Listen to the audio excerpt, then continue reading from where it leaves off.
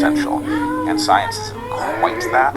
It's not a biological fact, but the point is it's actually a method that we can point to and understand a philosophical understanding of what its requirements are and why it works, why it's self-corrective, unlike essentially every other system. And so we have to simultaneously recognize that the product of science is now thoroughly compromised. That has nothing to do with the method, which frankly needs a bit of an upgrade in light of complexity. The scientific method was generated. We didn't know anything about complexity, and complexity changes not the fundamentals, not the philosophical layer, but it does change how you have to deal with it. The science of the human body is very different than the science of reactants in a beaker. But yeah, I'm not surrendering on that one either. How would you, How would you? Yeah, what would that look like? Yeah. All right. So there's some other things that are sort of connected in here. Yes. Let's look at Jillian Michaels' tweet of children's cartoon to see the other side of the battle, the part that we're not. Just go there, go. So her tweet says, compare what you grew up watching to what's on stage today and tell me this isn't deliberate. We went from raw, wild survival tropes to calculated messaging, engineered, or impressionable minds that almost nobody is calling out. And almost nobody is calling out the stark shift when you look at the hidden motives driving this modern content pipeline. One terrifying thing becomes possible to ignore. There's a link on our channel. Can we see the video? I don't know if we can watch the whole thing.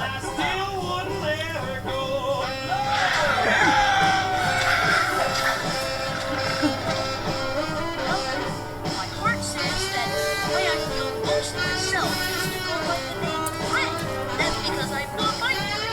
And Fred's the name that fits me best. And I also use they and them because calling me a she or a he doesn't feel right to me. The most alarming, and I know you guys are screaming at the screen right now. I know you're screaming at me. I know what you're thinking of. So Jillian Michaels is awesome, and she goes on an excellent rant there. But, yes, she goes on. I think you're going to go on your own rant. Yes, I'm going to go on my own. There's one part of this that's just almost hard to put into words, because these cartoons, like many cartoons, there were exceptions when you and I were kids. An adult could watch a Warner Brothers cartoon and be entertained at a different level. The Latin terms that are introduced are not there for children. But basically, these cartoons are designed to access children when their parents aren't present. And it's hard to remember what it was like to be a tiny child.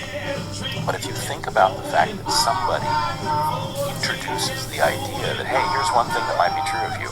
Maybe you don't feel like the sex that we keep calling you, right?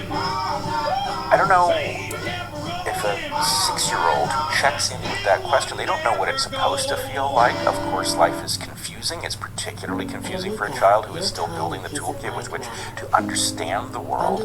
Well, we've been here many times, but I reject the idea of gender identity. Yep. It's Two easy left hands. to reject it in a Freddie 6-year-old. Slack. And indeed, I've said before that our son Zach, who's now 22, has said to me, if you would come to me when I was 5 and ask me if I felt like a boy, I'd been like, what?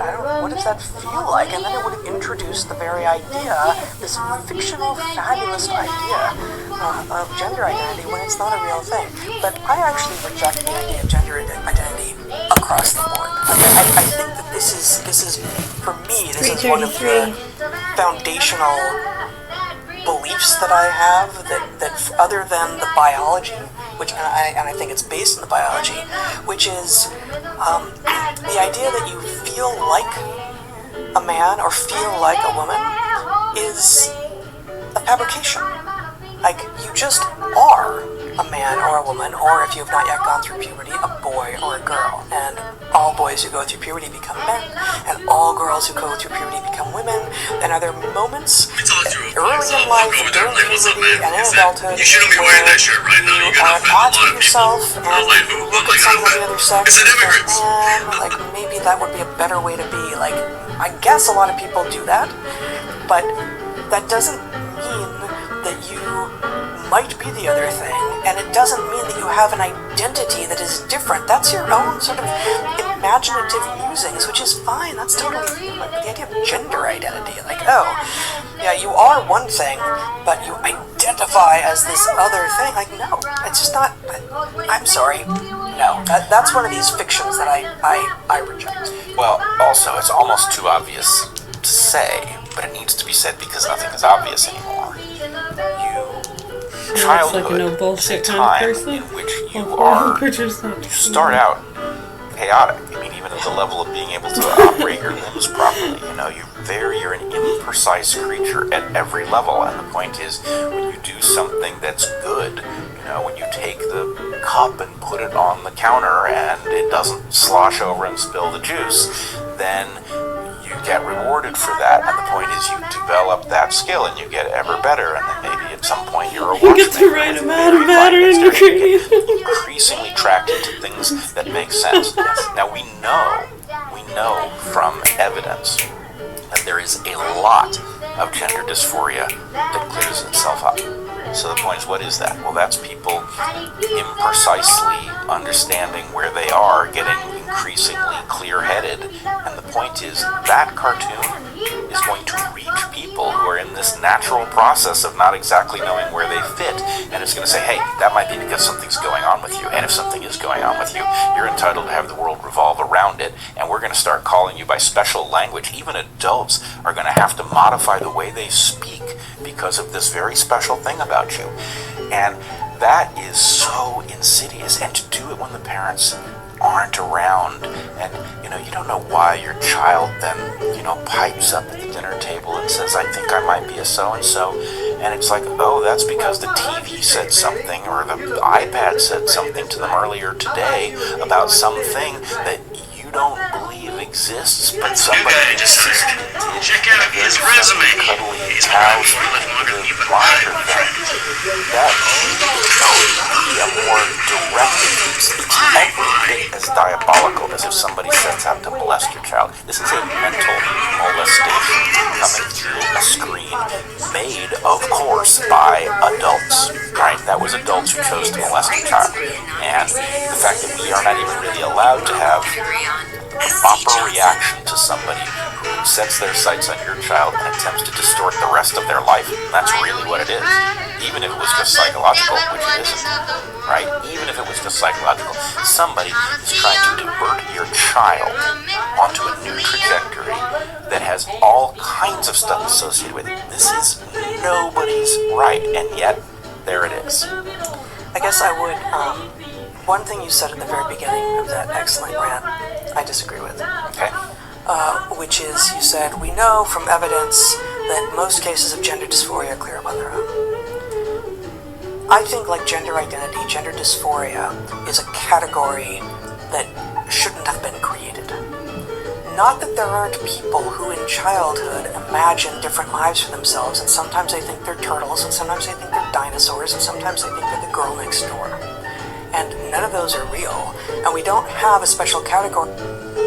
Transportation leaders have a significant opportunity to reduce their Scope 1 and 3 transportation emissions and optimize their network. Or the children who think they're time travelers in a different way, and they're going to be futuristic people, and they're going to come back and make $1 million. Like, all of these things exist. Everyone has fantasies, and we don't have names for most of the types of fantasies. Attributing a special name, a special category to this gender dysphoria thing, where you think you're the thing that you're not, when, of course, like, we certainly aren't allowed to do race dysphoria. That's a category that would be horrifying and disgusting.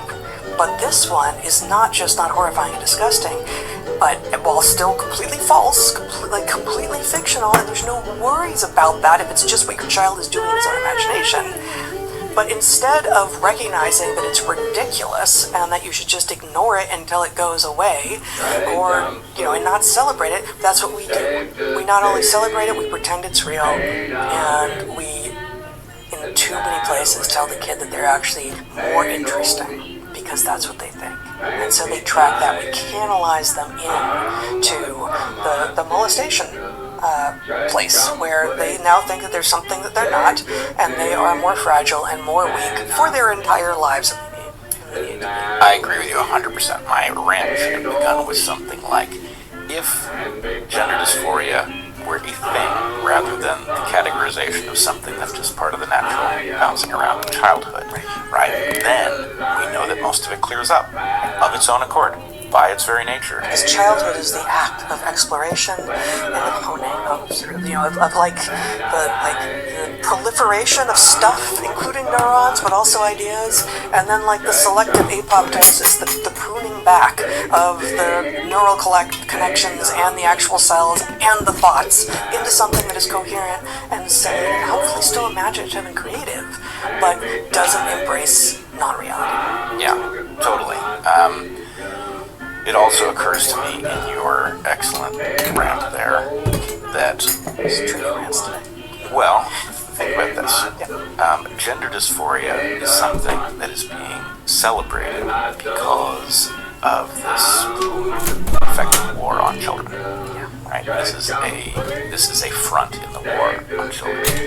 But just as you point out that race dysphoria would not be tolerated, neither would gay dysphoria, right? The idea that you discover that you're gay and you think maybe that isn't the life you want to lead and you'd like to see if there's any way to not be gay, that is obviously considered morally beyond the pale.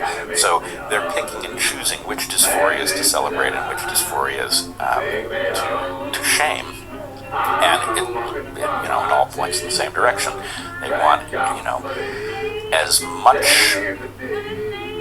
Don't read anything morally into this, it's not a normative claim, but they want as much aberrance, in other words, as much deviation from what would be standard as possible, because it is deranging of civilization. And so yes, an attack on childhood for sure, and that's more important than the next one I'm going to say, but it's an attack on beauty. It's an attack on norms, on the things that we have collectively agreed are beautiful, and we never had a meeting about it, we never voted about it, just people know what is beautiful, and yes, we have our own preferences, but everyone can actually recognize a beautiful flower, a beautiful wild animal, a beautiful man or woman. And so, this is mostly faded in the background, but 5 and 10 years ago, and 15 years ago, when there were all these ad campaigns informing us that these, patently obese and unattractive people were the new beauty standards. Like, you know what? That's not actually how this works. That's not how any of this works. You can't change language just by saying this is the new way we speak. Oops, we were wrong about that. They apparently can. But you can't actually change what people want, what people fundamentally feel in their souls by saying this is beautiful now. Because that's not how we respond to things. We don't respond to things with diktats from above that are in the analytical. We respond through emotional valence that says, yeah, actually, you know what, there's something in me, and even if you don't do this consciously, there's something telling you that person is unhealthy, they don't take themselves seriously, they don't take care of themselves, and I find this person over here who looks fit and athletic and frankly amazing, I find him more beautiful, and there's nothing wrong with that. You can't tell me I'm wrong. Well, not only that, I want to go one step further.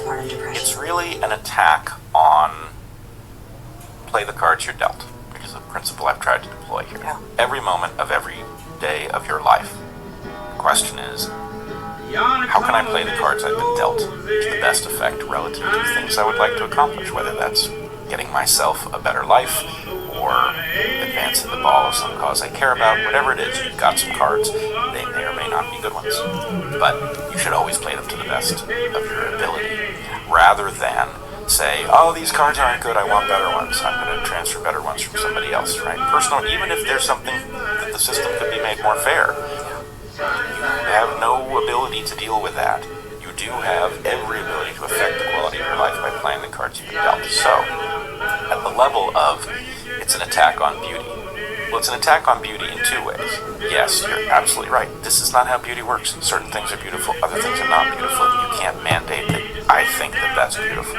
On the other hand, if you are a person dealt some cards with respect to beauty or handsomeness, you can learn how to play your cards better. Everybody can, right? The point is, you're not just some blob of goo with a bunch of hair sprouting out of their head. The point is how you present yourself has everything to do with how people are going to treat you. And does that mean that if, you're a 3, that you can, be like some, gorgeous hit girl?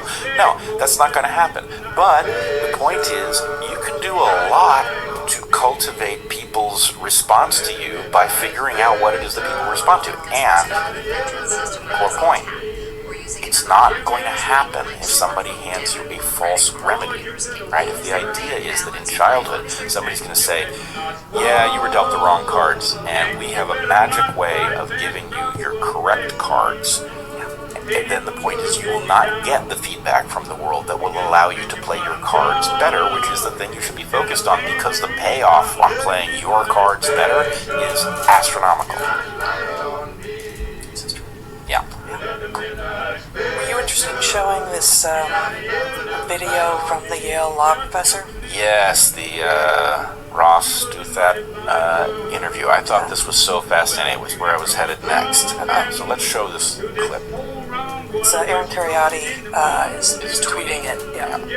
I've gotten in some hot water for proposing we consider overweighting the votes of younger people, or assigning the youngest eligible voters proxy votes for the unrepresented children of our country. So those are edgy. Why not assign them to those children's parents?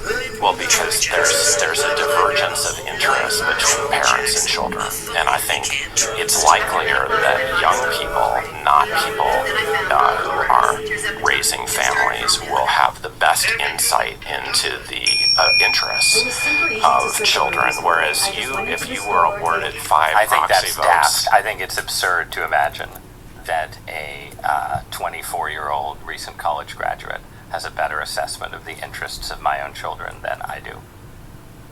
And I say this with all due respect to 24-year-old recent college graduates, of whom I hope to be the parent of in 9 years or so. I think parents generally confuse the interests of their family with the interests of their children. And part of our goal, I think, as parents, but also as a society, is trying to make sure that children aren't the hostages of their parents, as much as we rely on There were parents to 2 raise them. bedrooms, 3 bedrooms upstairs, and because my income was low, I had to rent out 2 bedrooms. And so I had a succession of people renting over a period of 3 years or so. And probably it was a place where people would come for a period of time and then move on. I had probably 10 or 11 people, and out of those, Like we're not going to go there, but like this is actually 8 not out of the male 10 equivalent of a very confused. sooner or later Never had children. developed, when I got to know them, lived in the same house with them, a relatively small place. We displayed, there were areas in their behavior that were quite dysfunctional. You almost called insane. I don't just mean quirks of their personality, different ways of doing, no, something more than that. Like, patterns that led to complete distortion of reality in certain areas of their lives. And that wasn't just one person, it was 8 out of 10. Every so often, encounter the concentrated And only one person didn't fit into any of these. 2 people stayed relatively, displayed a higher degree of presence.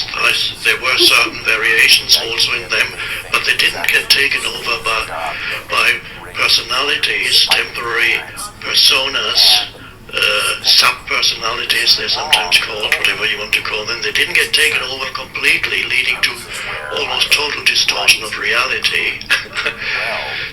I had one person, however, that she came, stayed for 2 or 3 months, and was quite peaceful. And a friend told me that she had told him living at Ecker's place is like living in a float tank.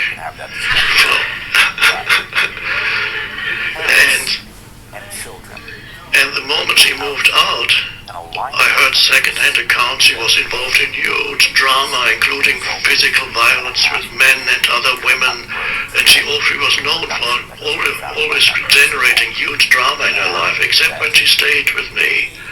I didn't know that, otherwise I probably wouldn't have invited her in. So somehow in the energy field of presence, she was able to drop into or rise into presence. But the moment she left, the old patterns came back. Now that was an unusual case. Mostly you find humans are not one single being. This is the point of the story. Once you know that, you no longer perhaps misinterpret when humans shift and then display behavior that is not conscious. And instead of then creating a thought in your mind and allowing this thought to survive and even proliferate in your mind and start complaining and so on, you can recognize that every human does that, has that to a greater or lesser degree. Okay, then that's a step forward, that realization, and then you can allow them because you probably are the same.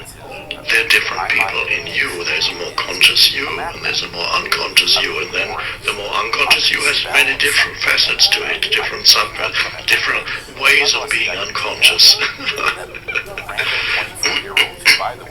And then you can see, okay, now we know that we can't trust people, except in the sense as Byron Katie said, I trust everybody, to do what they do. So you can't trust them to display consistently conscious behavior. That would be absurd. So you go to a deeper place and see, well, the real trust doesn't come from people. The real trust is finding that place of depth within yourself that does not, and once you're there, then you can relate to humans from there, and you no longer say, I demand that you are conscious all the time, and if you're not, I'll hold it against you, and then I'll never talk to you again. That's true, but the idea that we're going to prioritize getting more people to cast their vote over the idea that it all comes back to that place of dropping down into where the mind activity subsides, and instead of always being trapped in your thoughts and relating to the world and to people through your thoughts, and plus the emotions that accompany the thoughts, you go to that deeper place of just feel your own presence, let's put it like that for a moment. Feel the presence that you are, the beingness of you, that deep level of I amness, the presence, the only thing that cannot be doubted, that it is absolutely real, that exists, that is the isness of you. And if that is in the background of your life, then you can allow others to do what they do. The likelihood is, when you meet others from that deeper place, their behavior will become a little more conscious. The very unconscious subpersonalities may manifest themselves less. Because when you erroneously mistake a person's unconsciousness, unconscious subpersonality, or whatever you want to call it, when you erroneously mistake that for who they are and mentally focus on that, you also bring it out more in them every time you meet them, because those are the expectations. And quite often, unless humans are really present, they oblige and they give you what you expect them. If you expect dishonesty, you're more likely to find dishonesty in humans. All good. It's not. It's just better than any alternative you would come up with, because any place you introduce structure. When you expect violence, Battleground. you're more likely to find it. Yeah, and I've seen this, and I'm gonna privilege these people, but then I didn't see this. So and then trust something really wrong. another Just word the for other it way in spiritual terminology system, that is not is faith. and that Because actually what is faith? everything that is Faith is not belief. Belief means you have a story and you say, this story, I believe this story to be true. And imagine what happens if we live these guys. And of course you have no idea whether it is true. But you say, if you knew it was true, then you wouldn't say believe anymore. You can't say I believe in this table. You don't need to, it's here. So belief would be belief in some abstract story or whatever it is. It could be an ideology, something your mind tells you. But faith is very different. In some languages, belief and faith unfortunately are the same word. Absolutely, you're right. Alright, What else you got? I had one, maybe two more things. Faith is trust. All right. Faith is a sense of deep connectedness with being. Sign of hope. From that deep place of connectedness, you can also manifest things, but let's not talk about that right now.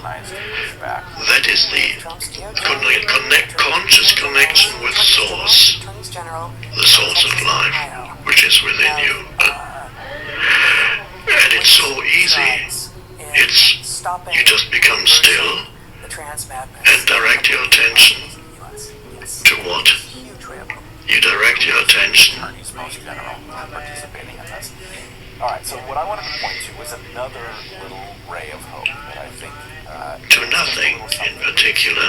it does show You're just aware of it has to do with attention, and that's it. mind question of So if the attention is looking for your true self, that has risen up, that is taking down. it doesn't realize that it is your true self, because it's consciousness. You are consciousness. And news report. I think a lot of us are having the reaction. I haven't heard anybody. And knowing that, that's trust, suddenly, because you're no longer dependent on the continuously shifting things out here for your sense of the beingness of who you are. Is an honorable concept. Because not only humans are continuously shifting, but even things go around you, they come and go, situations continuously come and go, change. And we don't like where it's going. And so the feeling is Impermanence, as the Buddha called it, fleeting.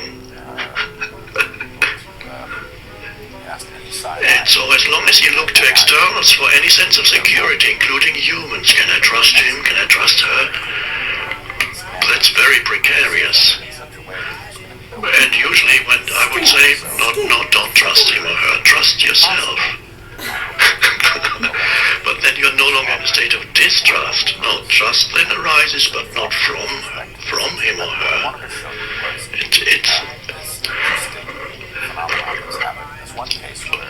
It's such essential teaching, but not many people seem to realize it yet. 20,000 people have vouched for the whereabouts of a man accused of destroying flock cameras. God be caught in the net of our minds? Can God be the conclusion to a neat little syllogism? You know, okay, premise A, premise B, conclusion. Got it. There's something repugnant to the very Placed the roof on a homeless shelter. And I saw him serving at a soup kitchen at the time of the incident. He has pleaded not guilty to the crimes against him. Yep, that's awesome. Now, so I think it's hilarious. All of these people are vouching for him. I happen to know that they are all lying. No, at that deeper level, He was at our house, we had dinner. really many things that are different concepts on the external level, they really they merge into one. So when we speak of trust, See how many people want to make sure that the court agrees. or when we speak of In this case, does have presence, a kind of, I am Spartacus kind of vibe to it. And beingness. I think, Perhaps to put it more accurately, I would say unfortunately heartened to see this. the connectedness with beingness is presence, and out of the presence flows I think it's a trust. marvelous thing.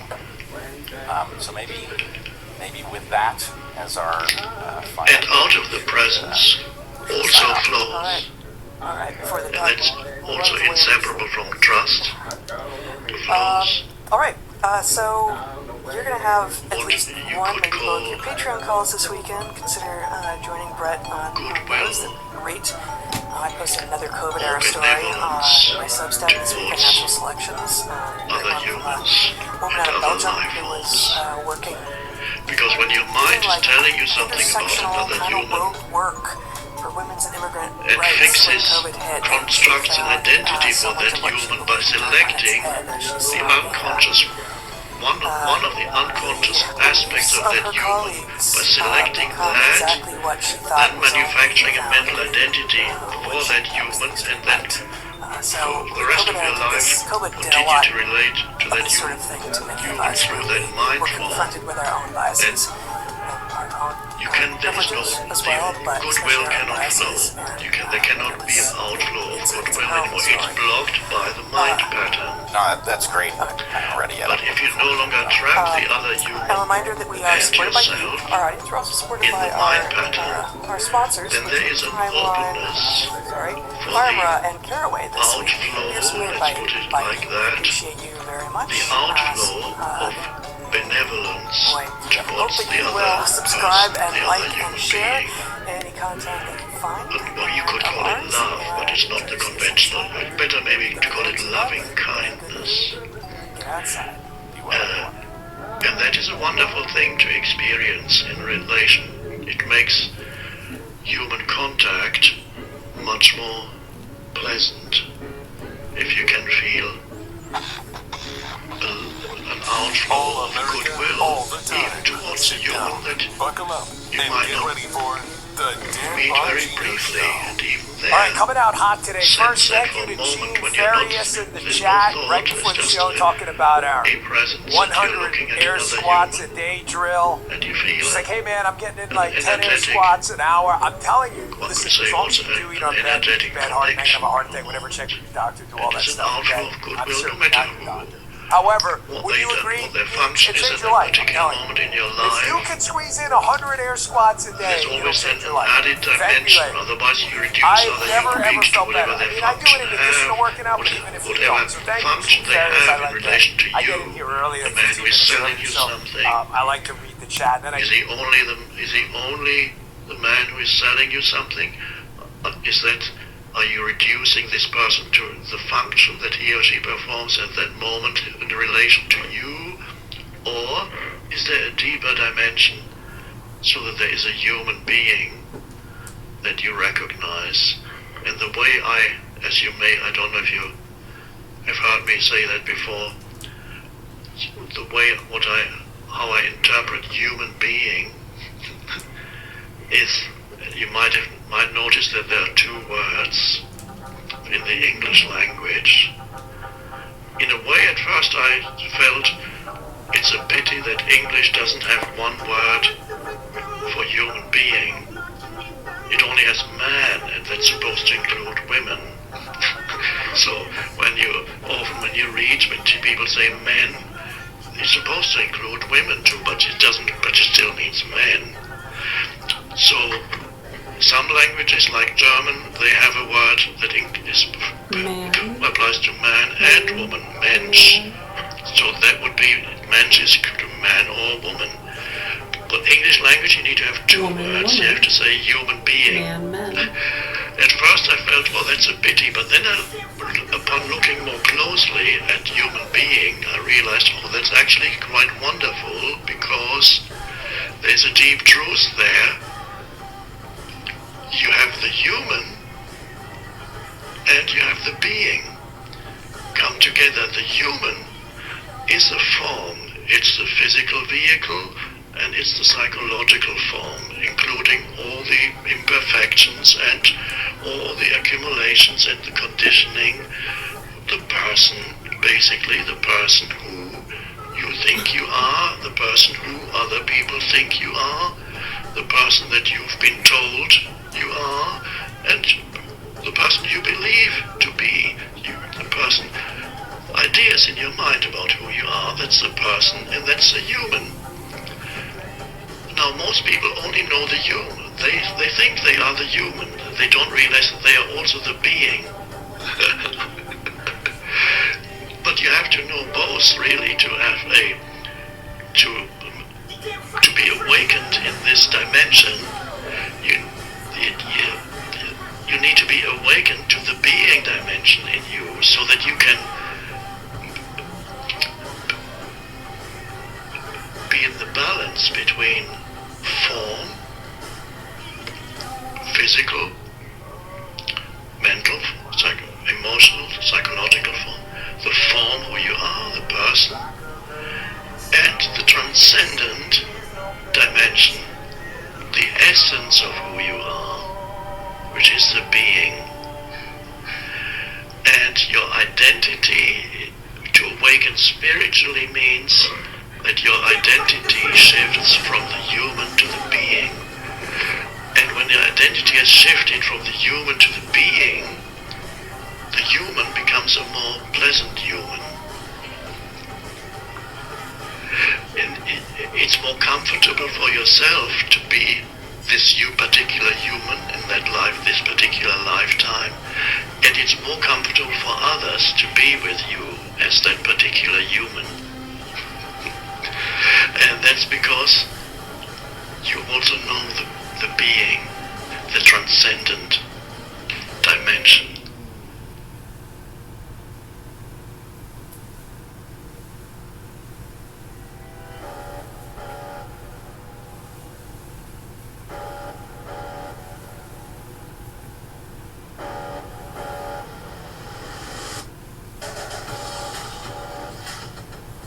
When a female legislator disagreed with Troy Jackson, he threw a water bottle at her in anger. Jackson was known for bullying.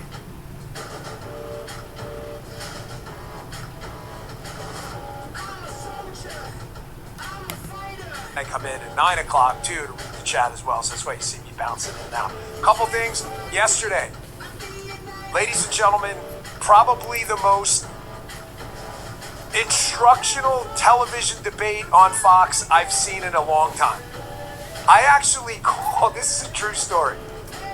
I wanted to take my youngest daughter to the movies yesterday, so I was in a mad rush. I had a couple phone calls I had to make. I didn't get home till about 2 or 3. The movie's at 4. I'm in a mad rush. I jump right in the shower, and I have this little TV in here. If it's a small one, but you can hear everything. And I see this debate on Fox between this clown socialist on Martha McCallum's show and this Venezuelan refugee who's a conservative. It is one of the best television debates I have ever seen to put an accent and kick you in the nads if you're still naive about the Unholy Alliance. What's the Unholy Alliance? Hat tip David Horowitz. His book is titled that. It is this Wonder Twins, remember the Wonder Twins? Activate! They would these two Wonder Twins would touch the rings together and activate. The Unholy Alliance are the communist libs and the Islamo-fanatic terrorists. They're in it together. This clip, you will see this lady, this socialist clown, basically give you the Unholy Alliance in one debate. It went on 15 minutes. I was riveted. I was like this. You know, like the Psycho movie peeking outside the show. I was like, I couldn't stop listening to this debate. I've got that. I've got I would recognize an op too. Folks, the op is happening right now. Did you see the tweet from Tucker about tonight's show? Oh my gosh, the great betrayal by Trump. We're moving on. No, you're moving on. No one's moving on. Do you see the op? It's right in front of your eyes. I'm going to show you the footprints so you don't get deceived by these ops. We got a lot to go over. Don't miss today's show. Back on the show. 250 years of freedom, liberty, and kicking ass. All I put together the shirt for if you want it. store.bongino.com. She loves Tell the Tiny shirts. Tim I won't be coming on the screen. Folks, healthcare shouldn't be this complicated. All Family Pharmacy, that's who I use, they make it really easy to find medications you need. Visit allfamilypharmacy.com/Bongino. Use code Bongino10 to save 10%. Prescription provided. If I use All Family Pharmacy. Love them. Today's show also brought to you by American Financing. If you're a homeowner, you probably thought to yourself, should I call American Financing to refinance and pay off this credit card debt? Then you second guess yourself because of that low mortgage rate you currently have. Check this out. That low rate, it's not saving you if you're drowning in credit card interest at 25% or more. It's just not. That's math no one wants to face, but it's costing you thousands of dollars. Here's the truth.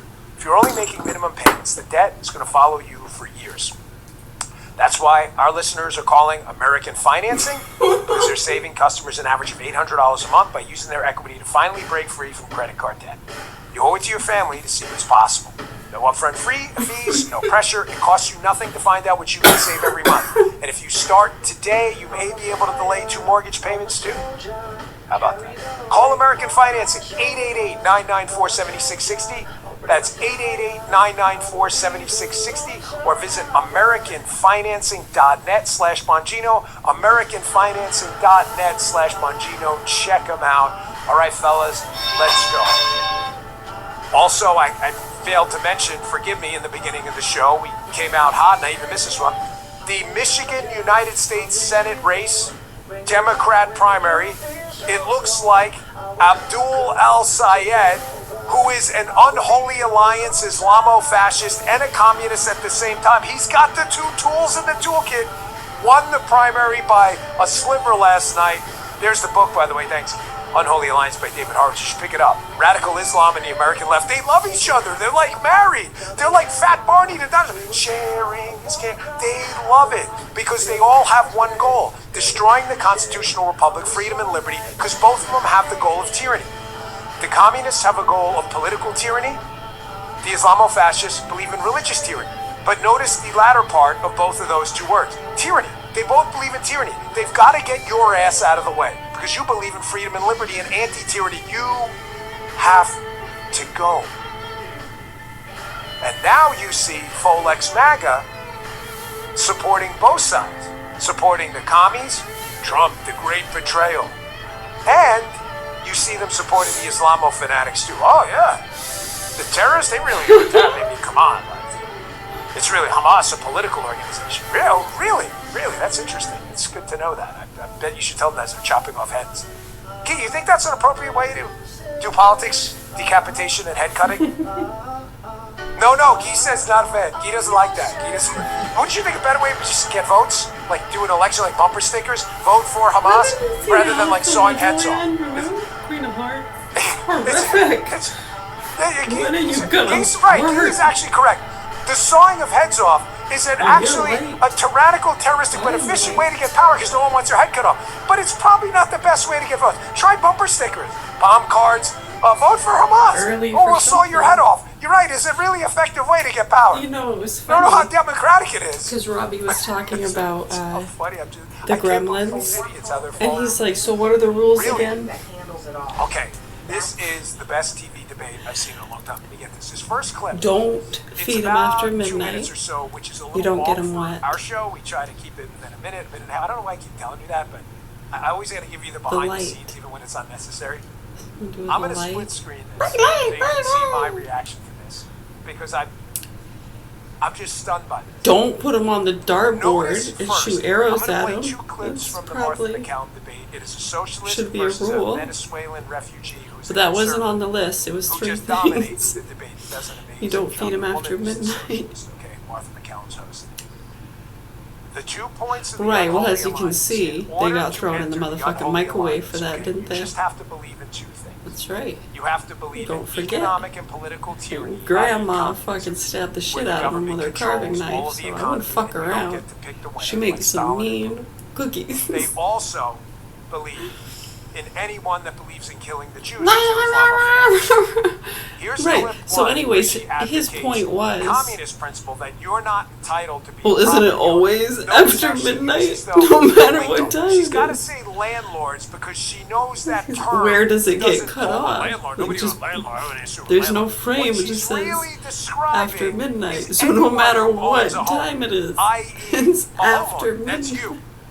And how you're not entitled to a return on your property. I don't know how they missed Wonder how this is that. gonna You should write him a Check letter. this first part out. Who I interviewed Go back and correct that. DSA, and here's what he said about the right to Redact. a profit. Landlords in New York have been making Yeah, what's a done is 100% done. return on their investment. One of my favorite parts, he's driving a little car. It's so cute. I love that If part. you don't like 12. They're complaining that 12 is not enough, and we don't think that anyone should have a constitutional right to double-digit returns on their investment. That's why we implemented. No one should have a right to a double-digit You only have a return right on to their buy investment. No one has a right. That's not. No one's in that. That's not in the Constitution. All right, Francis, let's start with you. Your reaction to that. Do people have a right Is he to wearing make a scarf? profit? And is there Is he a wearing a lid scarf? on how much you're allowed to make as a profit under your dream of a socialist America? You know, I think you're kind of looking at it the opposite way that I would look at it. I think that people have a right to have, or should have a right to have a safe place to live, to not be living on the streets in squalor. I think when we are seeing that right is being eroded, then that's when we have a problem. And I think that's the challenge that democratic socialist politics is trying to address, is that these rights to a healthy life and to a safe life and to a thriving life are being attacked. So listen, first, 2 points. First point, I'm hearing from a very good source who understands the swamp better than anyone, that the Democrats up on the Hill and the establishment Democrat Party, take this check to the bank, cash it, spend this freaking money. The Democrat establishment is freaking me out about these socialists going on Fox and other television networks and saying stupid shit. I take it that they are freaking out. They just want them to shut up, and they're afraid to do anything on email or text, like say to the DSA people, stay off TV, because they know the DSA people are crazy and they'll just put the text out there. That's number one. Number two, I want you to notice how she's actually a very skilled debater. This woman's not stupid. She's conducting an op on you. It's a psychological operation to get you to believe things that are against your own interest. Most of you, many of you out there, own some form of private property, if not all. A computer, a home, a car. The Democrats also don't believe in any private property. The government should own everything. So they use fancy words and what they do is they do a 180 reversal to distract you. So instead of property owners, she says landlords, knowing they'll think it only means some $1 billion company that owns a dilapidated apartment. It means you. She's talking about you. Second, notice she may never answer the question. This will come up in 1 or 2 minutes when I discuss the op, recognizing the op. One of the first tools of an op is to always distract you and never answer the question. Notice what she's asked about. Hey man, listen, what return do they have a right to a homeowner? So if a homeowner's house appreciates 10%, 5% a year, the homeowner has no rights to that? Even if they want to rent the home, Airbnb, they have no rights to that? Who does have the right to it? She goes, let's talk about everyone else who has a right to safe and clean housing. Notice the language. You're like, when you hear that, guys, am I right? You hear that, you're like, if you're not, you don't know what she's talking about. You're like, Andy's like, yeah, it sounds pretty good. Like, folks, you have to tell me the truth. When you create a air quote small r right, well, I have the right to a big, beautiful home. It sounds great. But you confer an obligation on someone else that's not earned. I don't need to forget that kind of fancy language. It's very simple to explain. If you have a right to whatever home you want, who gets to determine what a nice home is? Well, of course, the people are going to want it. I want a 30,000 square foot home. So does that mean someone has a middle class guy working in a construction company has to build it for you for free? If you have a right to a doctor's time, does that mean you get to call him and demand he shows up to your house and you don't have to pay him? You understand why the Constitution is not a document about positive rights or things that should be given to you you're not willing to pay for? It's a document of rights you have, negative rights. This is what the government can't do to you. You have the right to assemble, they can't stop you. The right to bear arms, they can't stop you. You have the right to petition the government, to speak, to practice your own religion. There's no right to health care. And that idiot in the beginning of the Martha McCallum segment, there's no right to private. No, there's a takings clause. Did you read? Have you actually read these freaking dipshits? You have the second part of that poem, All right, go ahead. Into a thriving life or being attacked. Okay, now what's your response? Francis, do you think that people in public housing are enjoying their rights to public housing very well, or do you think people in private housing live better? Oh, there's no doubt in my mind that we need to improve the quality of public housing. I don't think that's controversial on the left or the right. I think there's broad bipartisan support for the idea that we need to improve the quality of public housing. So you think we should live in public housing rather than private housing, that the government should own the places we live, right? Because you don't want private ownership, as my understanding, or double-digit returns. What I want is for every single person to be ensured a fair access to housing. So the right to live in a safe and clean place. I don't think our current public housing does that. I don't think it achieves that. Let me ask you this, Francis. You're not in favor of allowing people to elevate themselves through capitalism, through, buying a business on the corner and seeing it thrive. It's amazing. This guy just totally, completely, can we get this guy on the show? Can you try, if anyone knows this gentleman from the Manhattan Institute, I'd love to get this guy on the show. He just says to it, the government already has a housing project. You guys know what they're called? They're called freaking housing projects! They're actually called housing projects. You ever heard of the PJs? I grew up in Queens. They suck! Folks, do me a favor, on your phones. Homework assignment, Dan Bongino Show. We hate homework. Everyone hates homework. It's worth it. Look up Queensbridge projects. Just ask your favorite AI, is there a crime problem in the Queensbridge projects? That's the projects I lived in Queens. Not in. I lived in Glendon. Listen, the neighbors like in the Astoria area with the 114 precinct. I remember as a cop because I worked there as a police cadet. Just look that up. Those are just, you want to look up other ones?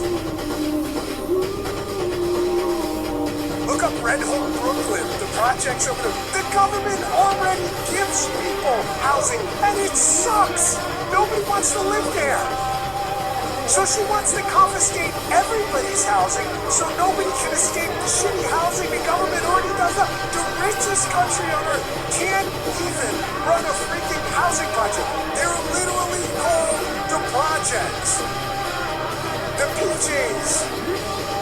There was a cartoon called The PJs about how shitty the projects are. Look it up, man. To these kids out there who are falling for this bullshit, I'm serious, man. I'm not trying to be a dick about it. You gotta do your homework. I'm trying to help you. I'm not mad at you. I get this stuff sounds right. I have a right to a big house. I get that sounds great. I get it. I understand. I did not grow up with a silver spoon. I don't need any background bona fides. My dad's a plumber. He's a great guy. He was a building inspector. My mom worked in Finest Supermarket at 64th Place in Myrtle Avenue. I don't know what it is now. But I grew up a middle to lower middle class kid. It was a great life. I love my parents. They were great. Busted their ass. My father got up 4 a.m. every day. I don't need your lectures about this shit. I came into money and success later in my life, and believe me, I thank God for it every day. It makes you crazy sometimes.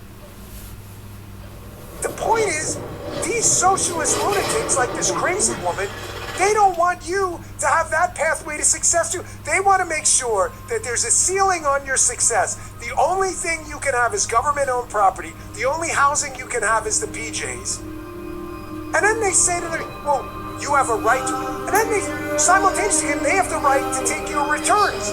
So God forbid you buy a house in your 30s and the house appreciates 15%. So this asshole in the beginning is saying you only are entitled to 12. Where they got that number, I don't know, 12%. So the other 3% goes to other people who didn't buy your house and work for it? This makes sense to you? Folks, if you want to know what the socialists believe, just freaking ask them. This is why I told you before. The Democrat establishment is freaking out over these interviews. They desperately want these. Fox, please, welcome them on. And Martha, greatest debate ever. Welcome these people back every day. I'm a contributor there. I don't manage the place. I love working there. I'm just begging you guys, have them on every show for 15 minutes.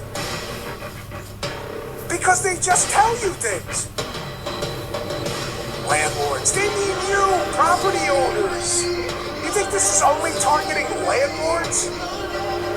Oh my gosh, man, you're getting suckered.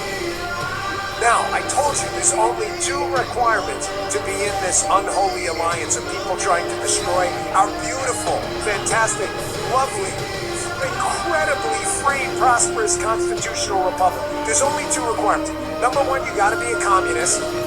You already saw that. No private property, government PJs for everyone. The second thing is, you definitely have to hate the Jews.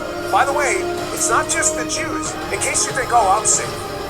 Dan, why do you bring this up? Because I've told you, it's not about the Jews. Yeah, it is. You just said, no, it's not. The Jews are a subset of it. These same Islamo-fanatic, tyrannical nuts need to rid society of people in their way.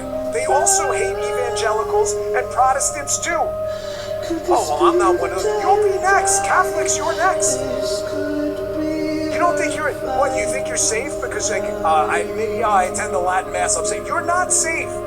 The second you get in their way, they'll dispose of you too. Do we still have more from the first one? No, okay. Here's the second part. So she tells you about herself in the first part, no private properties. Here's the second part of the unholy alliance. By the tree of deceit here. Notice, she gets completely destroyed. We should never overthrow the United States as an evil force in the world. They overthrow people who are democratically elected. We should never do that. But the democratically elected Israeli government, they should be arrested. This point, you see this? They just advertise it. Just listen to them. Remember the line. First they get the Saturday people, the Jews. Then they get the Sunday people. They openly talk about it. On the question of Venezuela, if socialism is innately so dangerous and so bad, why does the U.S. expend so much energy sanctioning these countries and overthrowing governments and attempting to, overturn the democratic will of the people? Why is that, Daniel? Well, Francis, I would think that you would support it because you say we should arrest Benjamin Netanyahu, so I imagine you support the arrest of Nicolas Maduro, who is in a Brooklyn jail after being lawfully indicted. Is that right? I do not support the overthrow of democratically elected leaders anywhere in the country. So Netanyahu, who is a democratically elected leader, is bad, but Maduro, who destroyed a nation with 8 million refugees, he's a good guy because he's a socialist, right? They just listen to them talk. Folks, it's not my business how you feel about Netanyahu. He's a political leader subject to scrutiny like anyone else. I'm just telling you, the Islamo-radical nutbags don't give a shit about Netanyahu. Yes, they do. They don't. They just hate the Jews and you. And they want to kill you so they can engage in an Islamo-fanatic tyranny where you're their subject. Anyone who gets in their way, including fellow Muslims, will be thrown on the scrap heap. They don't care. They don't care. No, that's not. Okay, I'll prove it to you right now. You guys know about the Uyghurs in China? You guys know what that is? The Uyghurs in China? The Uyghurs in China are Muslim. The Chinese Communist Party is engaged in a mass-like incarceration and extermination attempt against Muslims in China. Did you ever hear about it from the left? Ever? Why not? You hear about it from me? Because, folks, that would get in the way of the narrative. That would get in the way. What you mean, the socialists and the Islamo fanatics will eventually turn on each other, including the communists turning on them? Oh, yeah. Oh, yeah. But as long as they get you out of the way first, they figure they'll deal with that later. So they gotta stick with convenient narratives. Arrest Netanyahu. He was elected. It doesn't matter. They're just arrest just him. Just single him. Why him? Why specifically him? You ever want to see the unholy alliance and not being conducted on you, to give up your private property, your voting rights, and to engage in religious extermination, Holocaust, pogroms, all of them. Just learn to recognize the footprints. They're all over the place. The best way to recognize, I have this in all caps, just recognize the footprints. They will never answer a question. They will always engage in distraction. Matter of fact, sometimes they get so cocky, they actually advertise the op with foreign enemies to the United States who tell you in interviews, no way, yes, tell you in interviews how stupid you are if you're falling for this. Stay tuned. You think I'm kidding? I pull the best clips for you, man. I'm scouring the internet all day. This is my job right now. This is my job. I'm going to show you this clip next, where an unholy alliance member in the media, this sellout fraud traitor, Max Blumenthal, is interviewing an Iranian propaganda guy who basically says, you Americans are stupid, we're playing you. And they actually aired this thing. They actually aired it. Guy and I were stunned. We're like, is this real? Stay tuned for a break. Hey, we recently used our friends at ZipRecruiter to filter producer roles. On my team, we hit the lottery. Andy, Josh, great guys. Been here for a while, they were perfect candidates. But as you all hear me talk about, they go above and beyond every day for me. The show in general has been fantastic. Like the same idea applies when you're hiring too. Great candidates can also go the extra step to tell you why they're interested in your job on ZipRecruiter, helping you stand out from the rest of the crowd. And right now, you can try it for free at ZipRecruiter.com/Bongino. ZipRecruiter's powerful matching technology finds qualified candidates quickly. And ZipRecruiter has a new feature that shows you the most interesting qualified candidates first, so you meet the right people faster. Candidates can tell you in their own words why they're interested in your work. Try ZipRecruiter if you need great candidates who go the extra step for your job. 4 out of 5 employers who post on ZipRecruiter get a quality candidate within the first day. Try it for free today at ZipRecruiter.com/Bongino. That's ZipRecruiter.com/Bongino. ZipRecruiter. It's your match on ZipRecruiter. Thanks, ZipRecruiter. Today's show also brought to you by Helix Sleep. Ladies and gentlemen, what's the greatest life hack of all? Pop quiz. Pop quiz. Answer: sleep. Good sleep. Miss good sleep. Forget it. The rest of it falls apart. I used to wake up tired. I was kind of burned out a little bit in the mornings. It turns out my mattress is a big part of the problem. So we got rid of it a while ago. One with Helix, and it's like the second one now. Ever since I switched to the Helix Midnight Lux mattress, I love it. The difference has been amazing. I fall asleep faster, stay asleep longer. I wake up feeling much more rested. You see the energy on the show. That's why. One thing I really appreciate was how simple Helix, H-E-L-I-X, makes the process. I took a quick sleep quiz. They matched me with a mattress tailored to my specific sleep preferences. The support feels personalized. The cooling technology has been a game changer for me, especially nights. Since making the switch, I've noticed fewer interruptions throughout the night and a lot more energy during the day. It's one of those upgrades that impacts your daily life more than you expect. And with Helix's 120-night sleep trial and limited lifetime warranty, you can try it out now. There'll be plenty of time to make sure it's the right fit. Now Helix is offering 20% off site-wide, so go to helixsleep.com/Dan, H-E-L-I-X, for 20% off site-wide. Big saving. That's helixsleep.com/Dan for 20% off site-wide. Make the change today. helixsleep.com/Dan. Thank you, Helix. We appreciate it. Okay, get back to the show. You got to recognize the ops. You are the Paul and Paulette Reviews out there. The op is coming. The op is coming. You got to sound the alarm, ring a bell, sound the sirens. After last night's victory of Islamo-fascist Abdul El-Sayed in Michigan, ladies and gentlemen, there's no more sirens to ring. The battle's here right now. The fight for the future of your kids' country and yours for this beautiful republic we have is ongoing right now. It's not tomorrow. It's not next week. It's now. Remember that Eckhart Tolle book, Power of Now? We're in the now. Tomorrow hasn't happened yet. The past is gone. You gotta fight today. Our country's at stake. This is not a fight with the old, Harry Truman, Bill Clinton, moderate movement. This is not that. This is a fight with tyrannical nutbags trying to institute communism and Islamo-fanaticism.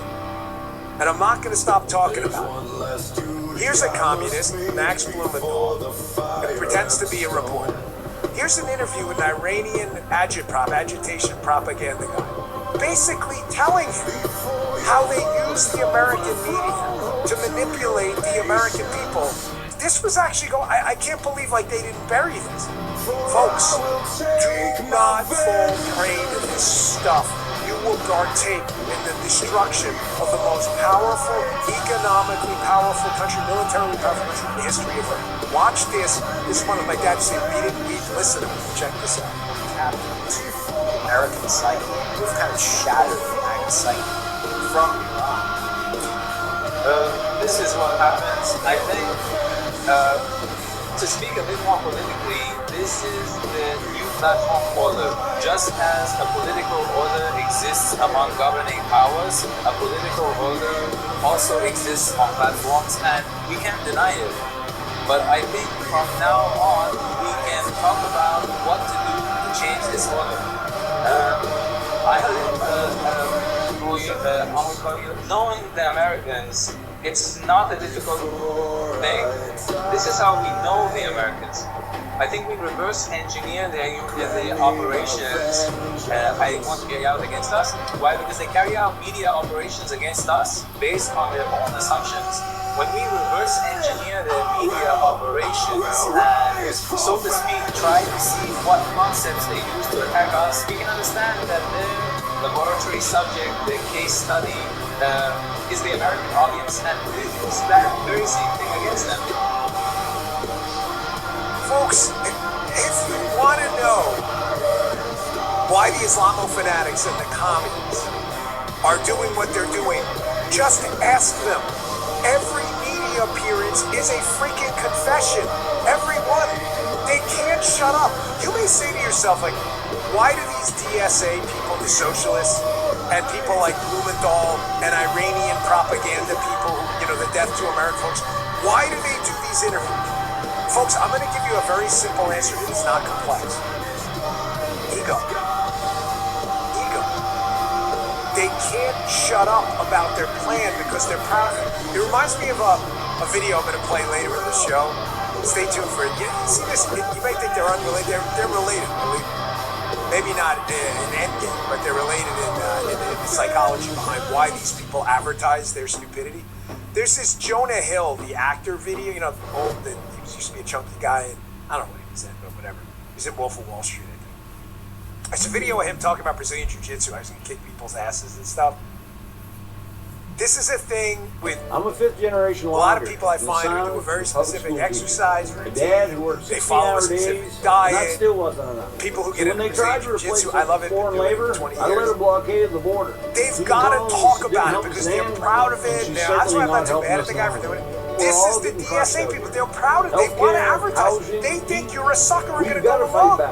This Blumenthal guy is like letting this Iranian guy talk about how you Americans are so stupid, we reverse engineer your media against you. And they're like, yes, this is awesome. Let's air this. With no air of regret at all. But they know I said in the beginning of the show, the op is right in front of you. That's the title of the show for a reason. The op is right in front of you. The full X MAGA people are doing the same thing. The great betrayal. MAGA's finished. The New York Times. MAGA media is done. They only 50,000 people show up to watch a show at 10 o'clock in the morning on Rumble, which isn't even as big as you. It's done. It's finished. It's the same demoralization op. They're proud of it. They're not hiding it. It's just unbelievable that some sane people are going along with this bullshit. They think you're stupid. Here's one of the other footprints. Footprint number one is them just telling you about the op. Actually telling you, here's the op, you're stupid. What more can tell you? PSA video, I made you guys, they told you the op. Don't overthrow democratic elections, except if they're in Israel. Landlords are the worst. What do you want to do? I'm going to cap their, they tell you the op. The other thing they use is distraction and manipulation. When they're asked very simple questions, like, hey man, you sound kind of crazy. You support canceling Thanksgiving? This is an actual question. CNN's Caitlin Collins, who I'm not a huge fan of, obviously, but she asks this socialist communist candidate for governor in Wisconsin. Wisconsin, not a deep blue state. Tinge of blue, but not deep blue. She asks Francesca Hong, hey, did you tweet a while ago something about canceling Thanksgiving? Obviously a freaking insane idea. I want you to listen to the answer, or should I say non-answer and the total distraction. It's a simple question. Do you want to cancel Thanksgiving or not? No, I don't. They brought up as well was a post from you in 2021 where you said Americans should cancel Thanksgiving, should have done this in 1621. Krampus. Republicans have been highlighting it. Do you still believe that Thanksgiving should be canceled? And one of the first meals that I made, that was... Say your prayers. Oh, prayers are canceled. I always... Think to yourself. No, thinking to yourself is canceled. to share conversation and communities always be good. But it's also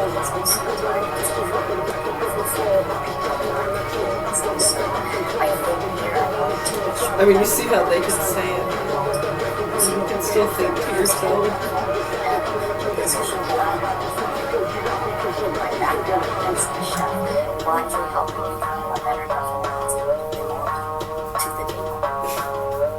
They can't answer a simple freaking question. She's a good point, but she's a chef. Who gives a shit if you're a chef? Who cares? Nobody cares. Customer owned, and we look after what Nobody cares. You're a chef. Get your quote. They care about the question. Who gets to be the ignorant asshole today and just annoy them not answering their question? I haven't done it in a while. Mockery. Extreme I know, it's mockery. like, Winston come on. Churchill's It gets ridicules so a powerful old. weapon. There's no easy comeback for it. This woman deserves to be laughed at. Oh, that's not moral. You know what's not moral? Gulags.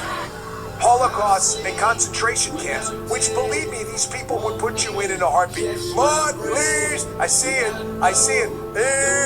Sure. Mock these idiots. Don't give me the immoral lecture. You know what's immoral? Like I said, pogroms, Holocaust, the killing and torture and imprisonment of millions of people due to their religion or skin color. That's immoral.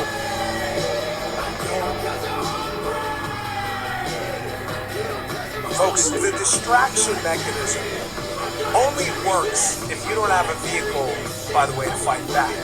Because you cannot answer the question all you want. But when shows like this come out and show you not answering the question, the distraction didn't work because nobody's distracted because I'm bringing attention back to the question, correct? Andy, right? Logic sound? He's like doing the spot. That's why I drive the Libs crazy. You've been here like 6 months, Andy. Does anybody drive the Libs crazy in the name?